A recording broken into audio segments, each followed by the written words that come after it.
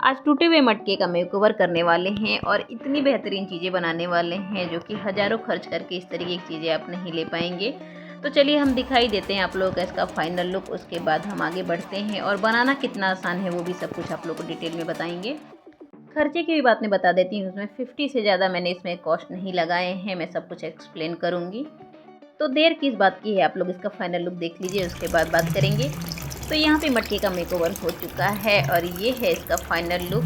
इतना खूबसूरत होने के बाद इसे तोड़ना पड़ रहा है, पर मजबूरी है। इसके रीज़न क्या है एक्चुअल में आप लोग डिटेल में वीडियो में ही जानेंगे। तो चलिए वीडियो पर आते हैं। तो दोबारा से हम टूटे हुए मटके के पास ही आ गए हैं और चलिए इसका मेकओवर की शुरुआत करते हैं। तो यहाँ पे मैंने बहुत नॉर्मल सा कपड़े वाला जो पट्टी मिलती है उसका इस्तेमाल किया है। सबसे पहले हम इसे थोड़ी सी मजबूती देने वाले हैं, तो इसलिए मैंने यूज़ किया है। आप चाहें तो इसकी जगह पे पतले कपड़े का भी यूज़ कर सकते हैं। ये मेरे पास काफ़ी टाइम से पड़ा हुआ था तो मैंने सोचा चलो इसको यूज़ कर लेते हैं। तो सबसे पहले 2-4 ऐसे छोटे-छोटे टुकड़े कर लेते हैं ताकि हमें बार-बार कट ना करना पड़े। उसके बाद हम यहाँ पर एक घोल तैयार करने वाले हैं। इस पॉट में मैंने डाल के थोड़ा-सा व्हाइट सीमेंट रखा है और अभी मैं इसको घोल लेती हूँ। कोई सा भी व्हाइट सीमेंट आप यूज़ कर सकते हैं, इसमें कोई स्पेशल नेम नहीं है इस ब्रांड का या उस ब्रांड का। तो यहाँ पे कुछ इस तरीके से मैंने उस पट्टी की सहायता से ही सभी को पीछे की साइड से कवर कर लिया है, कुछ इस तरीके से। सीमेंट और पट्टी लगाने से इसकी लाइफ काफ़ी बढ़ चुकी है। और सेम ही मेरे पास एक और मटकी है जिसको मैंने उस तरीके से मजबूत नहीं किया है, इसको हम बेस में लगाने वाले हैं। इसे हम कभी भी चेंज कर सकते हैं, इसलिए मैंने नीचे पर ज़्यादा ध्यान नहीं दिया है। तो कुछ इस तरीके से कुछ जुगाड़ मैंने यहाँ पर लगाया है, कुछ मेरे बालकनी में ही कुछ इस तरीके के ट्रे और इस तरीके की चीज़ें कबाड़ पड़ी थी जिसका मैंने यहाँ इस्तेमाल कर रही हूँ। और ये फेस पॉट की बात करूँ तो काफ़ी टाइम पहले मैंने इसे वेस्ट मटेरियल और वाइट सीमेंट से तैयार किया था। तो ये ऐसे ही इधर उधर फेंका चल रहा था और मुझे थोड़ा सा अपने फेस पॉट के हिसाब से इसे हाइट देना था, इसके लिए मुझे इसे यूज़ करना पड़ा। अन्यथा डायरेक्ट ही मैं इसे मटकी में डाल सकती थी। तो थोड़ी सी हाइट बढ़ाने के लिए मैंने इसे यूज़ किया है और नीचे कुछ इस तरीके से मैं सेट करती जाऊँगी। नीचे में थोड़ी मजबूती का ध्यान रखते हुए थोड़ी सी उसमें पत्थर भी डाले हैं और ऊपर से मिट्टी भर दिया है। ऊपर की साइड में कुछ इस तरीके से मैंने पहले वाइट सीमेंट लगा दिया है, बहुत थोड़ा सा ही लगाया है और कपड़े चिपका दिए हैं ताकि एक अच्छी मजबूती रहे। और इस तरीके से एक पाइप लगा देती हूँ। ये भी बहुत पुराना मेरा बनाया हुआ कुछ पॉट्स है, उसमें मैं यहाँ पे यूज़ करने वाली हूँ ताकि मेरा समय बचे। काफ़ी सारी बेकार चीज़ें मैं यूज़ कर रही हूँ। मेरे गार्डन में सारे डब्बे पड़े हुए थे जिन्हें काट काट के मैं इस तरीके से अपने हिसाब से यूज़ कर रही हूँ, क्योंकि इन सभी को फेंकना था तो मैंने सोचा कुछ काम में ले लेती हूँ। तो यहाँ पे थोड़ी सी मिट्टी में डाल देती हूँ। मिट्टी काफ़ी अच्छे से तैयार कर ली है ताकि इसमें कुछ भी लगाऊँ तो काफ़ी अच्छे से ग्रो होए। और सेंटर में मैंने इस तरीके से डब्बे डाले हैं ताकि यहाँ पे कुछ भी मैं फाउंटेन का जो मेन प्रोसेस करने वाली हूँ वो बिखरेगा नहीं और एक जगह बंधा रहेगा। तो कुछ इस तरीके से मैंने नीचे का सेटअप तैयार कर दिया है। नीचे में मिट्टी है और यहाँ पे मैं थोड़े बहुत सीमेंट का इस्तेमाल करने वाली हूँ और जो पॉट है उसका यूज़ करूँगी।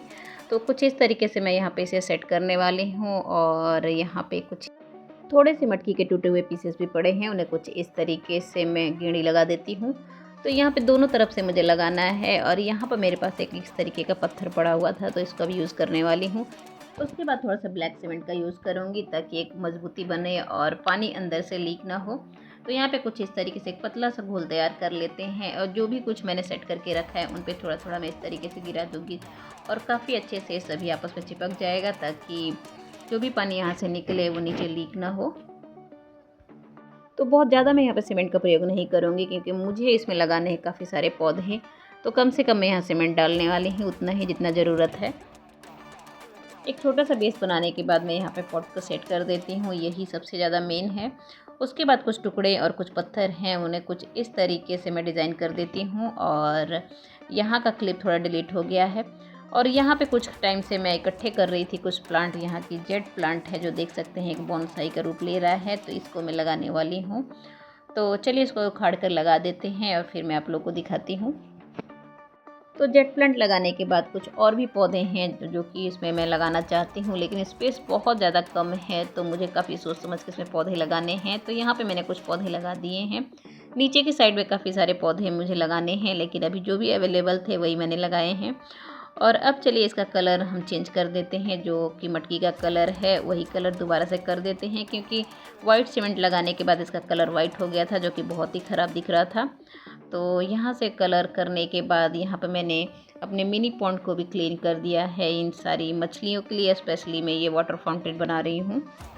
यहाँ मैंने कई पौधों के साथ साथ यहाँ पे मॉस भी मैंने लगाया है, जानते हुए कि काफ़ी गर्मी है, लेकिन ये अगले सीज़न या बरसात में काफ़ी अच्छे से हरे भरे हो जाएंगे, इसलिए मैंने इसे लगा कर छोड़ दिया है। कुछ दिन तो ये हरे भरे ज़रूर रहेंगे। तो उसके बाद मैं यहाँ पे ऊपर पे इसका लुक चेंज करने वाली हूँ और थोड़े बहुत मैं एमसिल का यूज़ करने वाली हूँ। तो नीचे की साइड में जो कुछ लगाना था मैंने लगा दिया है और अब बारी आती है टॉप पर। तो इस पर मैं कुछ चीज़ें यूज़ करने वाली हूँ जो कि पहले से मैंने बना कर रखा था। आप लोग काफ़ी मेरी पुरानी वीडियो देखेंगे तो मिल जाएगा। मैंने खुद से ही ये नेचुरल मिट्टी से इन घर को बनाकर घर पे ही बेक किया था, जिसकी वीडियो मेरे चैनल पे अवेलेबल है, देख सकते हैं।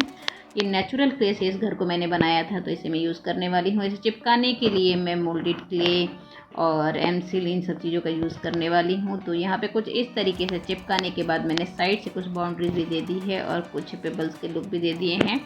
तो चलिए अब इसे कलर कर लेते हैं ताकि ये सब कुछ एक सा हो जाए। तो यहाँ पे मैं एक्रेलिक पेंट का ही यूज़ कर रही हूँ, ये कोई स्पेशल कलर नहीं है।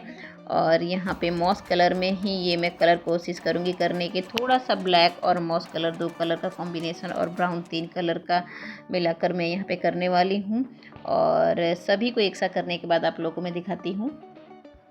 तो यहाँ पूरी तरीके से कलर करने के बाद कुछ इस तरीके से इसका लुक है। और यहाँ पे सब कुछ मुझे लग रहा है थोड़ा मैच हो चुका है और थोड़ी सी अब डेकोरेशन की बारी है।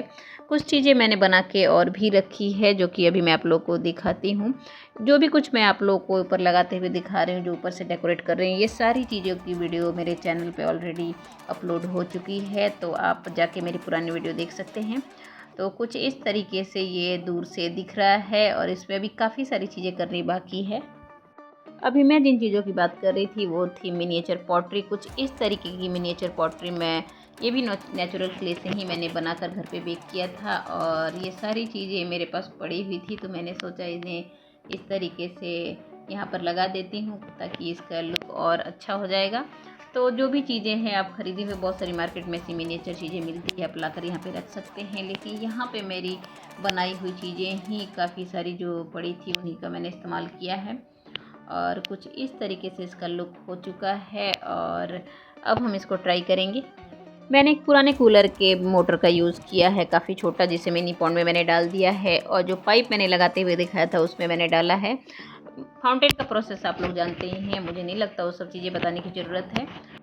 तो फाइनली यहाँ तैयार करने के बाद मैंने स्विच ऑन किया और मोटर चालू होते ही फोर्स इतना ज़्यादा था कि थोड़ा बहुत पानी बाहर आ रहा है, आप लोग देख सकते हैं।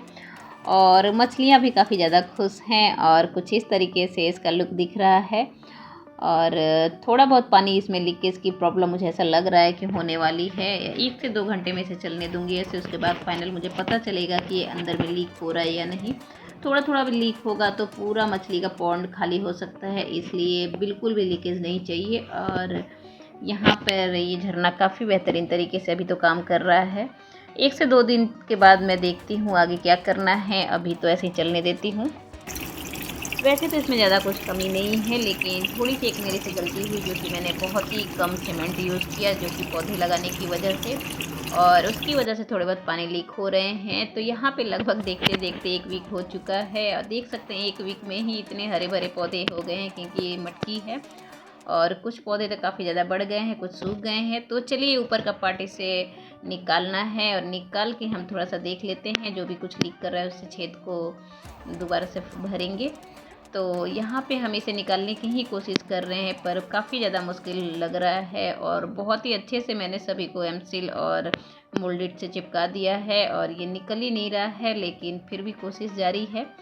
और इसे तो मैं कंप्लीट करने ही वाली हूँ, लेकिन मैंने सोचा आप लोगों को वीडियो दे देती हूँ, क्योंकि काफ़ी टाइम से ये वीडियो बनी हुई थी और मैं अपलोड नहीं कर पा रही थी।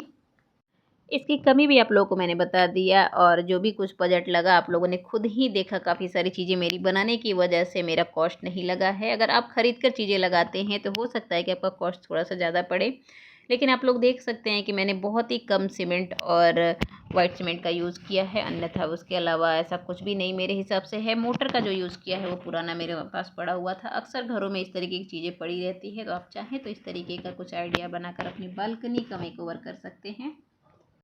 तो आज की वीडियो आप लोगों को कैसी लगी कमेंट करके ज़रूर बताइएगा। मिलते हैं नेक्स्ट वीडियो में कुछ नया लेकर, तब तक के लिए bye bye, thanks for watching.